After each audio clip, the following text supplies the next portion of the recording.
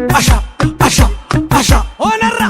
Oduu gammachiisaa. Hawaasa Oromoo biyya kanaadhaaf Ollaa isheetti argamtan mara Ayyaanni Heeriteejii waggoottan 46 darbanii magaalaa Edmonton keessaa gaggeeffamaa kan ture biyyoonni 85 aadaa, afaan fi eenyummaa isaanii addunyaatti mul'isaa turan. maarree shattaa fi qabsoo yeroo dheertuu booda hawaasni Oromoo magaalaa Edmonton Oromiyaa bakka bu'ee yeroo duraatti irratti hirmaatu qophii isaa xumuree jira. ayyaana seena qabeessi kun Juulaay 30 hanga Agast 1 bara 2022 gaggeeffamu kanarratti aadaa nyaataaf dhugaatii aadaa sirbaa akkasumas eenyummaa Oromoo fi Oromiyaa calaqqisan irratti dhihaatu. hawaasni Oromoo magaalaa Edmonton Ayyaana guddaa kana irratti Oromoo fi Oromiyaa guddisanii mul'isuuf sochii addaatti jira. kanaaf Oromoon biyya kanaadhaaf Ollaa isheetti argamtan yeroo boqonnaa keessan yookiin vaakeeshinii keessan kan bara kanaa magaalaa Edmontonii akka dabarsitan hawaasni Oromoo magaalaa Edmonton kabajaa guddaadhaan isin affeera. yeroo dhuftan Uffata aadaa keessanii miidhagdanii huccuu aadaa keessaniin faayamaa babbareedaa